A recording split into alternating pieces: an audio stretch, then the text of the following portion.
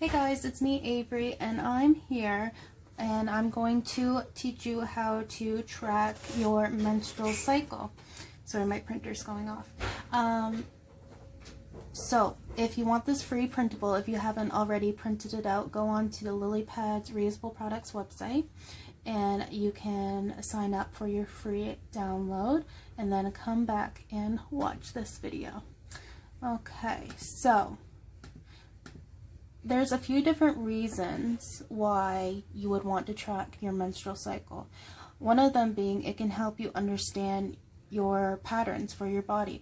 So everyone is different. Having a period that is irregular is very common, like myself. However, the average cycle is 28 days, but like for every woman, it might not be your average, so it's a way to figure out what is normal for you.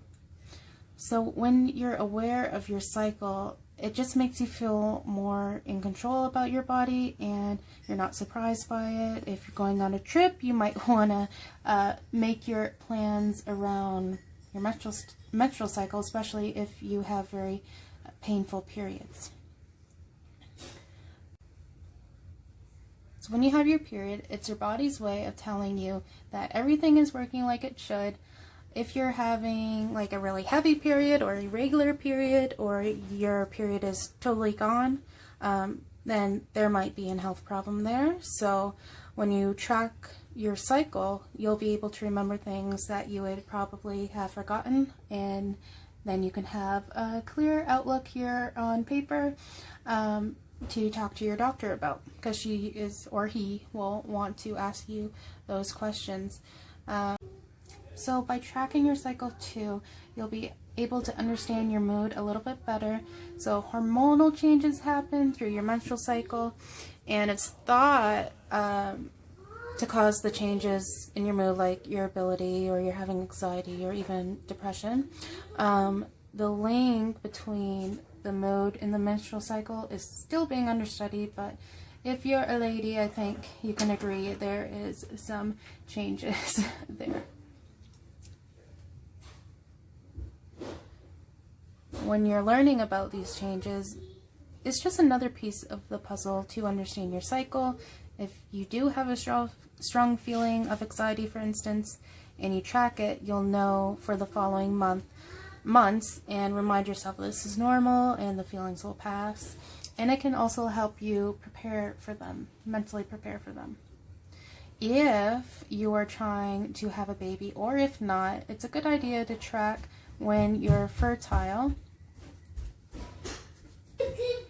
There is a misconception about how pregnancy happens. So some people think that they can only get pregnant on the days of ovulation and that you can get pregnant all the time, but both of those things aren't true. You are able to get pregnant during the days leading up to and after ovulation. So this is called the fertile window, and it lasts about 6 days on average. It's about 5 days leading up to ovulation and 24 hours after ovulation has happened. It is true that the biggest chance of getting pregnant or of conception happens the 2 days before ovulation. So keep in mind that your cycles can change with multiple factors, and there is always a chance of getting pregnant. So make sure, if you're not trying to get pregnant, that you need to use form of protection. So let's take a look. Up here you have 1 to 31 for all the days of the month. You can just cross out, like say February, there's only 28 days in February, so I could just cross off these ones here. And then you have all the days of the month, and this is your little legend of what you want to track.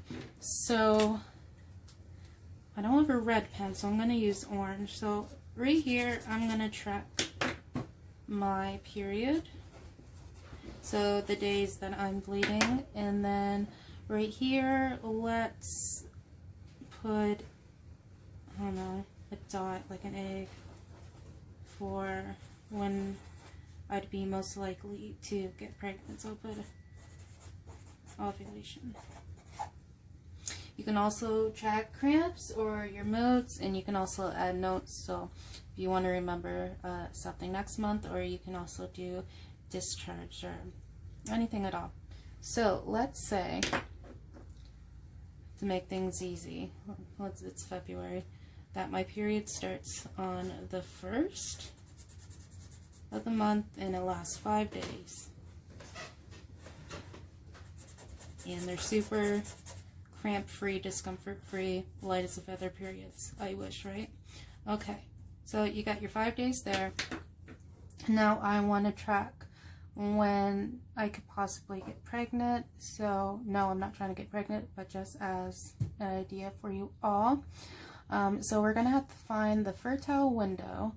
So it's about 6 or 5 days leading up to ovulation and 24 hours after ovulation has happened, and that starts, if this is a 28-day cycle, then it would be the 14th day of my cycle, and your cycle starts on your first bleeding day. So let's count 1, 2, 3, 4, 5, 6, 7, 8, 9, 10, 11, 12, 13, 14. Okay, right here. So the 5 days leading up. So if everything was perfect, I would ovulate on this day, but there's 5 days that's most likely to, 1, 2, 3, 4, 5, and then 24 hours after. So I would want to be very careful. If I wanted to have a baby, this would be the ideal days that I would try to make that happen. So if I'm cramping, if I'm having really bad cramps, I could put it here, and you would just count the next day of your cycle. So say I have a 28-day cycle. I know that this month is February, and there's only 28 days in the month. So if I wanted to guess, excuse me, when my next period day would start, I would count 28 days from the first day of my period. So we'd go 1, 2, 3, 4, 5, 6, 7, 8, 9, 10, 11, 12, 13, 14, 15, 16, 17, 18, 19, 20, 21, 22, 23, 24, 25, 26, 27, 28, 28, right here.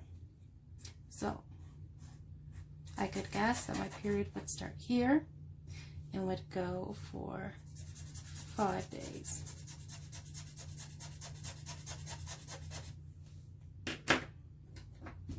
And then you can guess again, or make an idea of when you would ovulate again. I would do this, if you're going to guess for the next month, I would do it in pencil so you can erase it, and then use your markers when it actually happens, and you know. So that is how you track your period. I hope this helped you and gave you a little bit of more info. See ya.